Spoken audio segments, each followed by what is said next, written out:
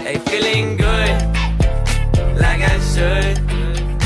When in dark, I walk around the neighborhood, feeling blessed.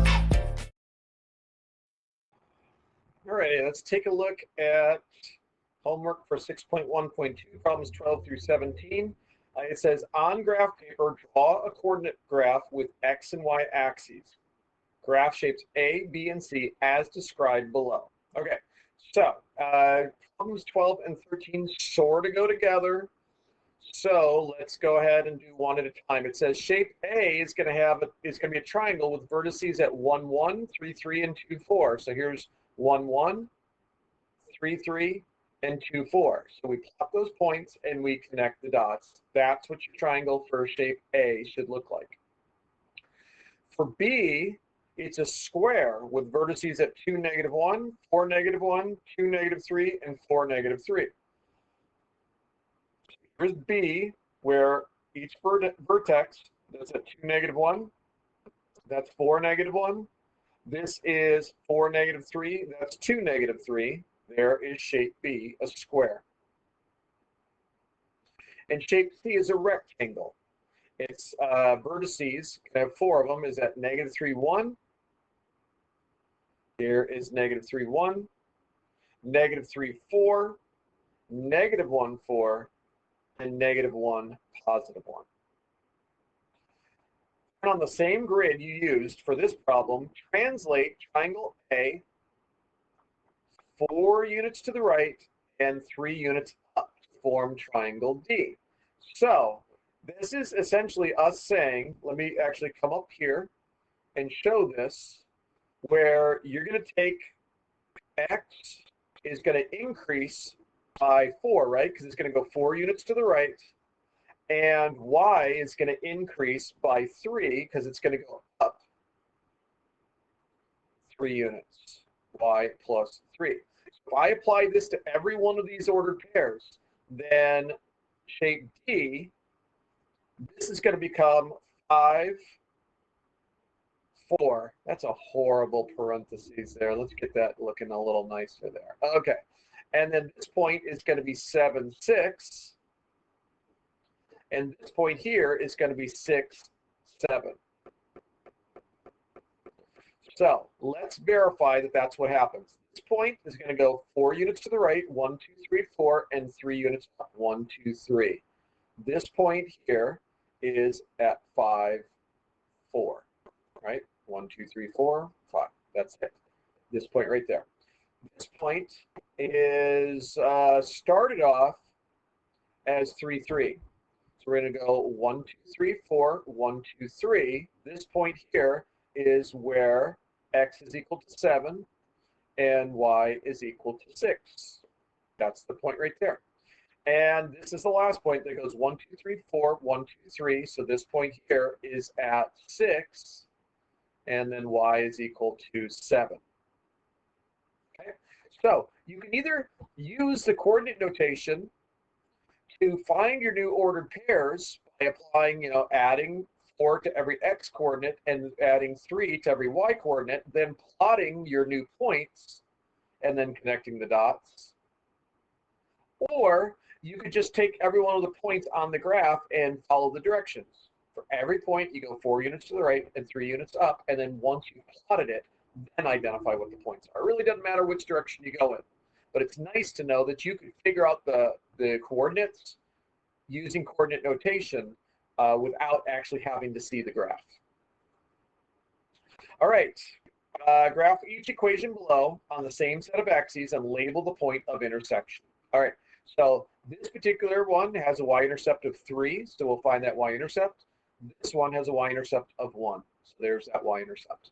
This one has a growth rate of 2, which means it's going to go, m is going to be 2 over 1, so you're going to go 2, 1 to the right, up 2, 1 to the right, or technically you could go down 2 and 1 to the left, down 2, 1 to the left, down 2, 1 to the left. This one, you've got a y-intercept of 1 and a growth rate of 1. So that means that the rise over the run is going to be 1, right? So you're going to go up 1, 1 to the right, up 1, 1 to the right, up 1, 1 to the right, and so on and so forth. Now, That's the shortcut. You could have set up a table of values and plugged in values for x and found out the value of y and then plotted those ordered pairs, but that takes a little bit longer, but nothing wrong with doing that. Well, you know what we should do is we should test to make sure that we've got this right. So I'm going to take this point right here, which is where x is equal to -3 and y is equal to -3. And I'm going to prove that that point is actually a solution to this equation because it's on the line. It's going to work. What is 2 times -3?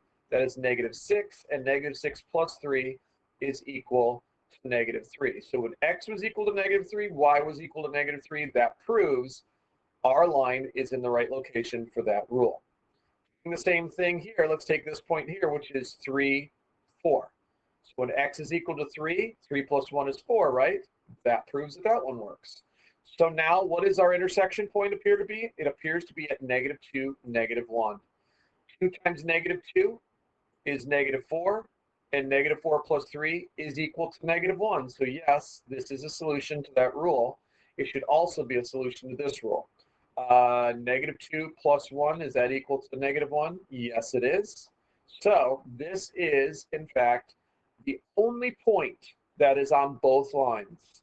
It's the only solution that works for both equations. So this is what we refer to as the solution to the system of the equations. All right, shooter Marilyn is the Spartans' best free throw shooter. She normally makes 3 out of every 4 shots, which is a 75% average. In an upcoming charity event, Shooter will shoot 600 free throws. If she makes over 400 baskets, the school wins $1,000. Should the Spartans expect to win cash? Well, let's think about this. If for every 4 shots she takes, she makes 3, if she shoots 600, how many do we expect her to make at this rate? Well, remember, a couple different ways of using proportional reasoning here. You could look for giant 1. What do you multiply times 4 to give you 600? Turns out you would multiply times 150. So if you multiply 3 times 150, you get 450. And so we expect her, if she shoots 75%, to make 450 shots. So that should be easy. She shouldn't have any trouble with that. Now you could have also taken 3 over 4 is equal to x over 600 and then done cross multiplication. So you get 4x's is equal to 1800. And now when you divide 1800 by 4, you will get the same answer. And I'll prove it to you with the calculator. 1,800 divided by 4 is in fact 450. So that's the second way of proving it. A third way of proving it would be to convert that fraction into a percent. 75% of 600 free throws is how much? Well, let's change that to its decimal equivalent and multiply it times 600. So 600 times 0.75 is also 450. So many different strategies you can use to eventually say, yeah, Shooter Marilyn should win $1,000 for her school because of her shooting skills. All right, examine the tile pattern at the right. On the graph, draw figure 0 and figure 4. Okay, so remember what we want to do here is we want to look for patterns of growth. So this has 1, 2, 3, 4, 5, 6. This has 1, 2, 3, 4, 5, 6, 7, 8, 9, 10, 11. And this has 1, 2, 3, 4, 5, 6, 7, 8, 9, 10, 11, 12, 13, 14, 15, 16. So how much is that going up every time? Looks like it's increasing by 5 every single time. So that's going to be your growth rate. Now let's work our way backwards. If it's increasing by 5 every time you increase the figure number, then it should decrease by 5 as you go in this direction, which means figure 0 has to have only 1 tile, and that is your starting amount. So y equals 5x plus 1 has to be the rule for this situation, where figure 0 would have only 1 tile, and then figure 4 has to have 21, correct? Because it's going to be 5 more than 16. So now comes the second part, is where do we see the growth happening? It looks like you get it here, here, here, here, and here. Take this figure, Do we get that same add on there? So you get 1 there and then 2 over there? Yes, we do. So what we're going to do is we're going to add 1 more here and then 2 here and 2 there, and that should give you the 21. 1, 2, 3, 4, 5, 6, 7, 8, 9, 10, 11, 12, 13, 14, 15, 16, 17, 18, 19, 20, 21. And we can also use our rule. 5 times 4 is 20 plus 1 is 21, right? And 5 times 3 is 15 plus 1 is 16. 5 times 2 is 10 plus 1 is 11. And 5 times 1 plus 1 is 6. Okay?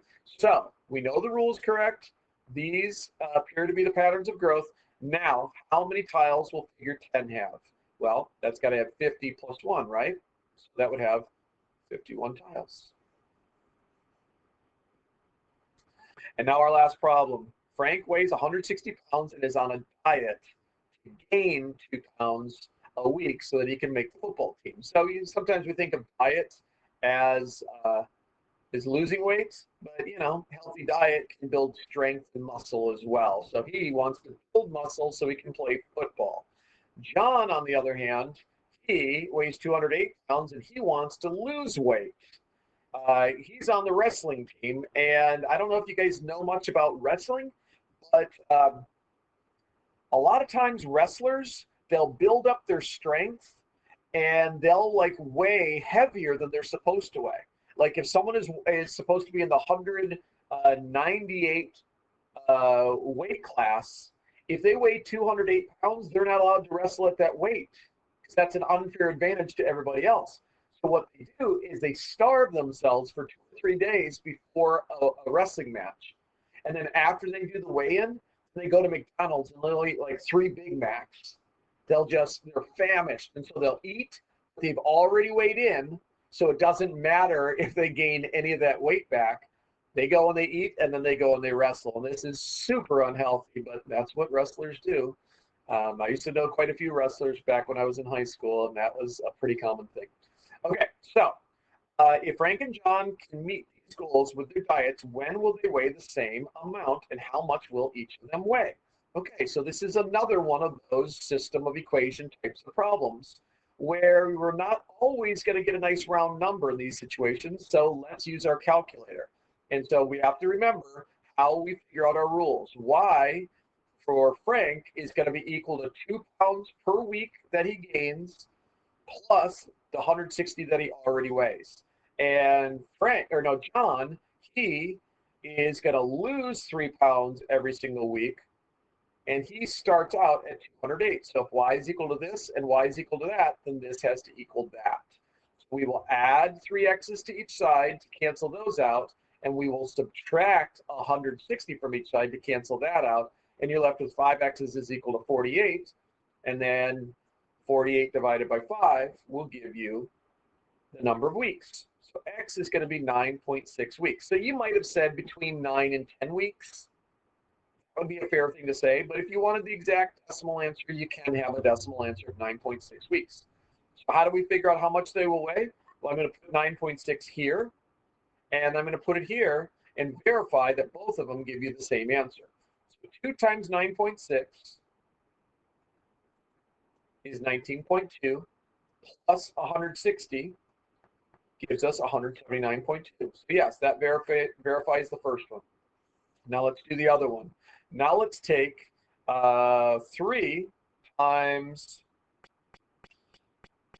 9.6, and that gives you 28.8, but that's supposed to be a negative, right? So we're going to take 208 minus 28.8. So 208 minus 28.8, 179. So that verifies that answer is correct. We'll go ahead and draw our box around it and declare our answer. And I believe that's where we're done. Hooray! So next up would be an assessment, I think. If it's not, we're just going to move on to the next activity. Take care. Bye. Hey, feeling good, like I should. Winning